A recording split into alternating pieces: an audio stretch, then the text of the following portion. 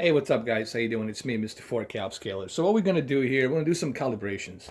Okay, this is running through a Apple 4K TV. Apple 4K TV has its own calibration that's under the option settings. Here, let me show you really quick. You can do color bars, and you can try to adjust your colors to be balanced equally. And you also have a zoom and over scan where you can go ahead and check to see to make sure that your television it's fit to screen on the 16 by 9. So you have that option as well. This is a basic step, just a quick little calibration setup that's available on the Apple 4K TV. It's not a professional one, but it's in a welcomed edition.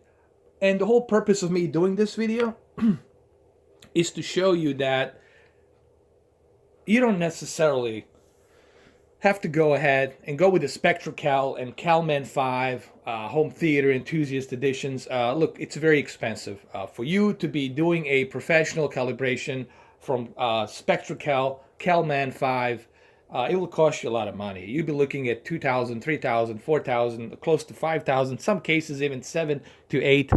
Let's just circle at 10 grand, $10,000, just so you can get some sort of a good quality picture that you actually could easily get without spending that kind of money with something as simple as this. I like to use the method that probably a lot of these professional calibrators don't like me. They don't like me saying this because that's hurting their business, okay? But for everyday Joe, for everyday Mary out there who don't want to spend that kind of cash, and it's a lot of cash, for you to be having that kind of equipment or to be hiring somebody to be doing it with that type of equipment. You're going to be spending a lot of money, and I don't know if you're going to see that much of a difference to begin with. Let's talk about calibration. Let me give you this is me honestly, without BS, telling you exactly the whole purpose of calibration. What is the purpose of calibration? One keyword. And what is that one keyword of calibration that no one seems to be mentioning? All of these so-called professional calibrators, they never mention that word. What they do mention is a bunch of technical jargon that's going to confuse you and you're going to be totally lost. Like as to what the heck are they talking about? In their little fancy suits at CES Vegas, running around, okay, talking all the technical jargon, trying to sell you something. That's a sales perspective. Okay, me, I'm not a sales perspective. You don't see me at CES Vegas running around trying to promote you something. I'm here to tell you honestly the whole purpose. What is the keyword of calibration? I'll give you a few seconds to think about it. Okay, I'll tell you. The keyword of calibration, it's balance. That's exactly what it means. It's a balance. However, they're using an equipment to measure that balance of luminous lights, color, brightness, white balance points 2 and 10. They're trying to balance that via software and hardware to measure that and keep it in balance. Now, what the software does, the SpectraCal Cal 5 software, what it does, it uses this meter that's put on top of the television, and this meter that they're using, it's using measurement of that light and color, and it's basically what it is. It's a scanner. It's scanning that luminous light. It's scanning that color of RGB, and it's trying to determine what would be the best balance to calibrate that color and peak brightness. Okay, and that's what it does, and that's what it do. Software has already programmed a built-in balance levels that you need to stay within when you're calibrating. Now, you can do it that way and have the computer help you with a hardware, or you can do it a more basic standard way where you can use your own two eyes to determine that.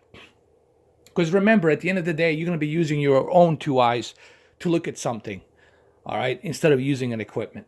And I know I'm going to get a lot of backlash for saying this because all the professional calibrators will go after me and say, oh, how dare you say that?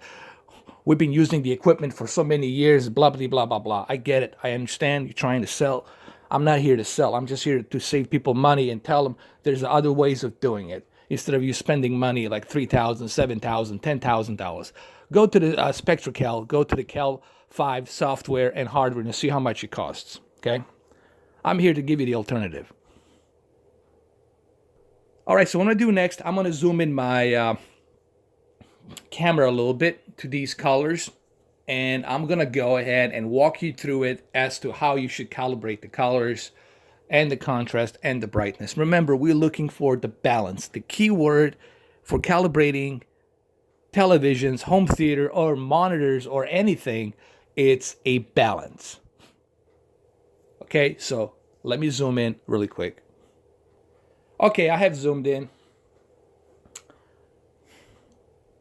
Now, as you can see, the colors are a little bit off place. That's because I have my color at 60.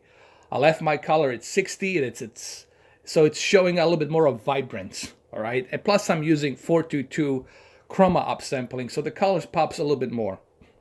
So what we're going to do is we're going to go through our settings right here really quick. I'm using a standard mode. I'm not using a special viewing mode. And I'm going to go down, scroll to the expert settings. Currently, I have my backlit at 19 and my contrast at 93. For purposes of everyday use for the HDR, I'm going to go ahead and leave it at 100. And I'll leave the backlit at 20. This is for everyday HDR use. So what I'm doing here, I'm calibrating this for HDR, chroma 422. Okay, I'm not calibrating this for everyday use. I'm just calibrating this for HDR. For HDR, I'm going to try to leave it at a certain balanced level. So here, I have no choice. I have to leave it like this because this is HDR, and I have to leave backlit contrast at maximum. I have no choice here if I want to take the advantage of HDR. And brightness has to be at 50. So remember, these three for HDR. If you're not using HDR, you can move this around. But if you're using HDR, in this case I am, you have to leave it like this. Those three always have to be like this. Now let's move on to sharpness. Sharpness is at 19, but I feel, to me personally, since we are on a very good high bandwidth cable, chroma 422 upsampling, I think we can move it down to a 10. I would leave it at 10. Yes, you can go to 0, but to me personally, at 10 seems to be just a good balanced outline level of sharpness. Remember, I'm looking for balance here. If I move it all the way to 0, then I'm not looking for balance. The balance here is I don't want sharpness to be all the way gone. I want sharpness to be just in that little threshold. And 10, it's not that much of a sharpness. 10 is like a little tiny ingredients of sharpness, which again, the key word is balance. I'm looking for balance here. And I'm not using a software, I'm using my own two eyes to determine that balance as to what I'm seeing. So I keep sharpness at 10. Color. Now, color, I left it at 60 because I was using it for a specific type of a game. Here, we're looking for balance, so we don't want to do that. We want to move the color down. So what we're going to do is we're going to keep moving color, and I want you guys to keep seeing these colors here. They're presented on this frame, and I want you to see just how it's going to change as I'm moving it down, and I want you to keep an eye on the balance of the color. Right now, what you're seeing is the color is being a little bit oversaturated. See, because the lines are not supposed to be oversaturating with each other. Okay, right now they're like kind of like oversaturating with each other, and you're not supposed to see that. They're not supposed to be oversaturating. They're supposed to be, you're supposed to see the line between all of these colors. They're not supposed to be overbleeding with each other. If these colors are overbleeding with each other, then your color, it's oversaturating.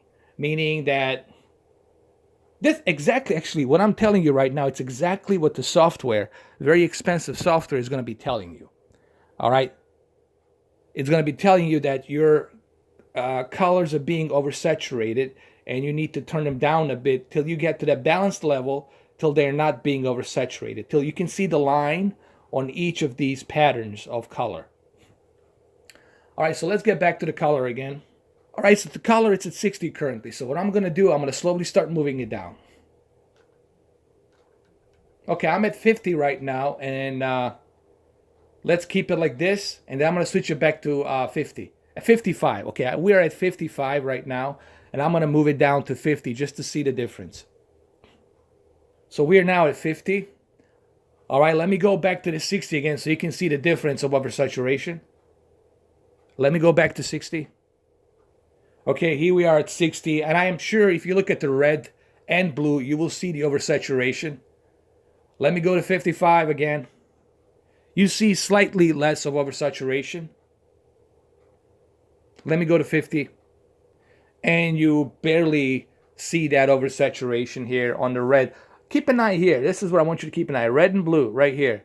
Keep an eye on this. As long as you can see that line, then you're good. But look what happens when I move it all the way to 60.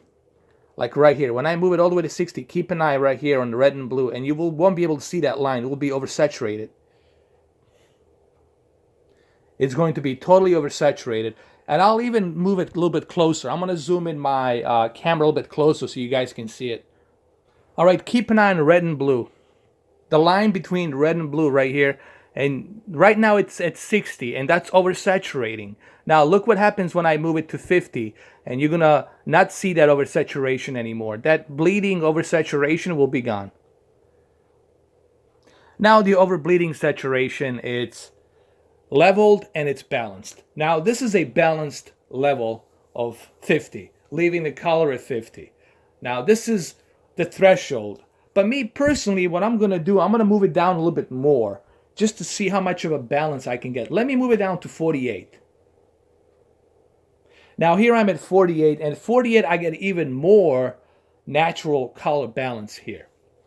So it looks even more natural. So leaving color at 48, you're getting even more natural color here. And this is exactly what the 2-point and 10-point really it's doing if you're going to be using the software. Now you can use the software, and you can use the SpectraCal Calman software and the hardware to do this. All right, you can use that C3 meter, put it on top of the TV to measure it, which is going to run you about $180 to $190 with tax, $200. All right. Plus the software, $600. You're looking at like close to $900, $1,000 just to do that.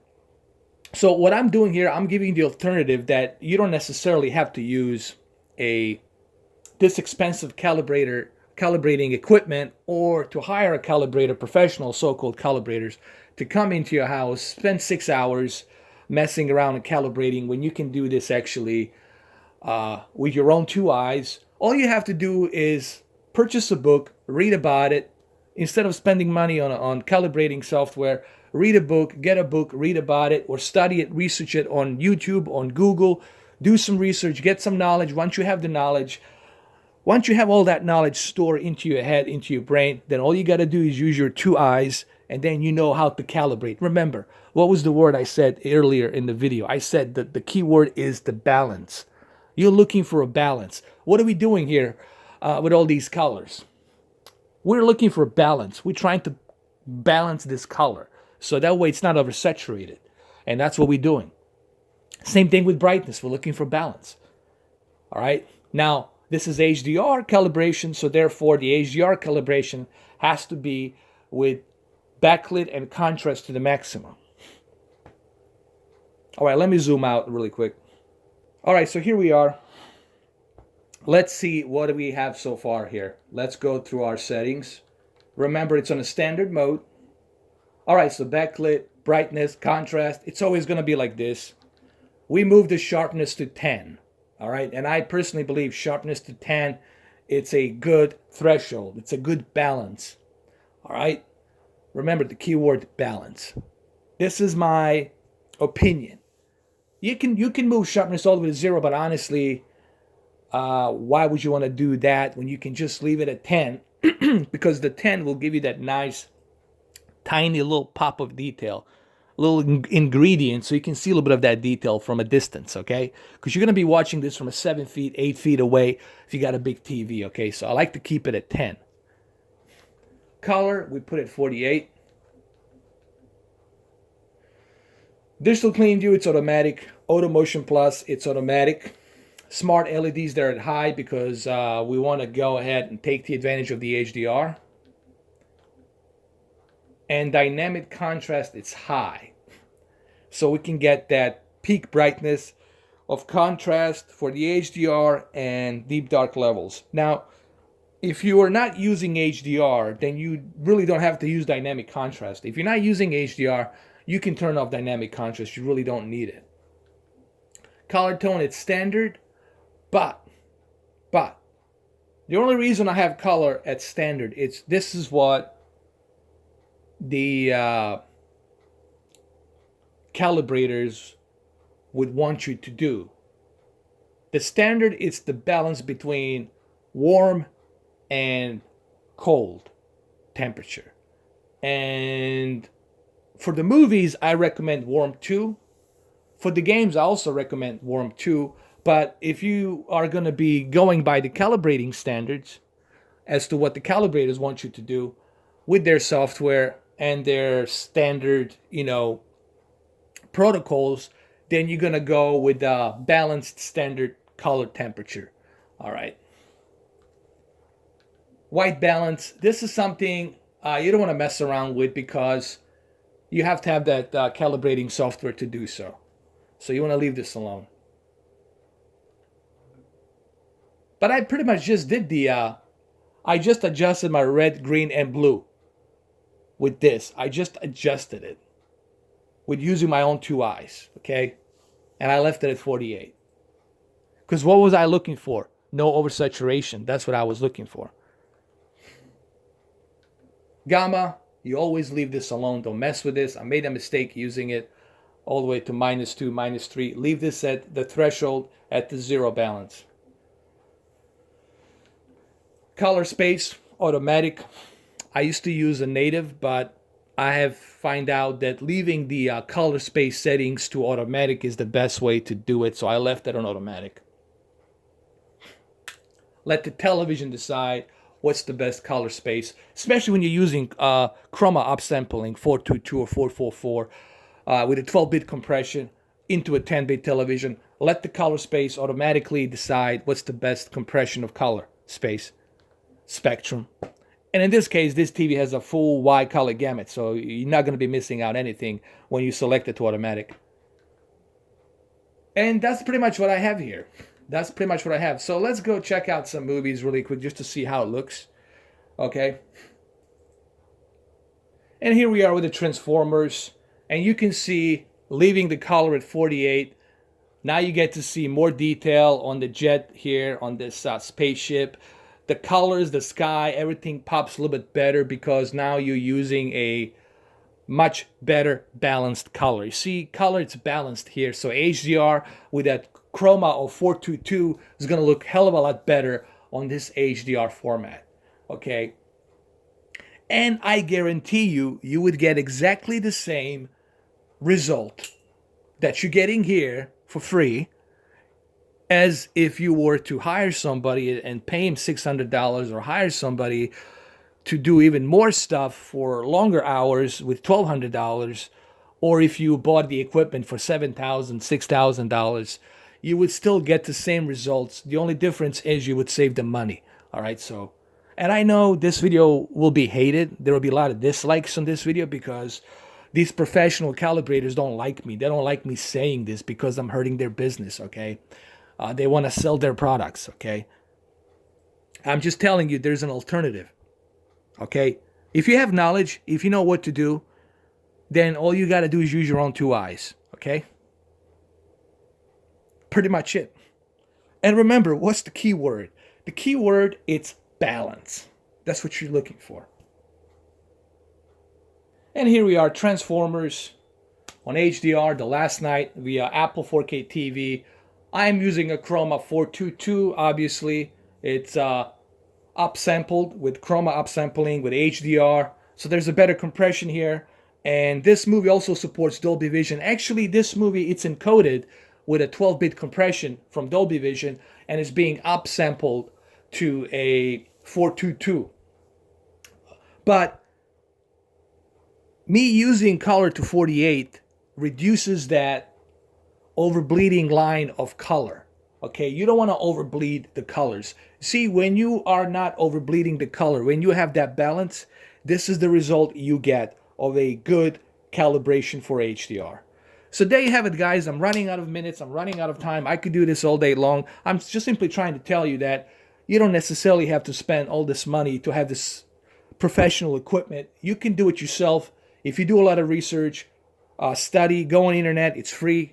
Research, get the knowledge. Once you have the knowledge, the rest is history. I've been doing this for a year now, year and a half, since 2016. I study a lot on this, and believe me, this is the best way to do it.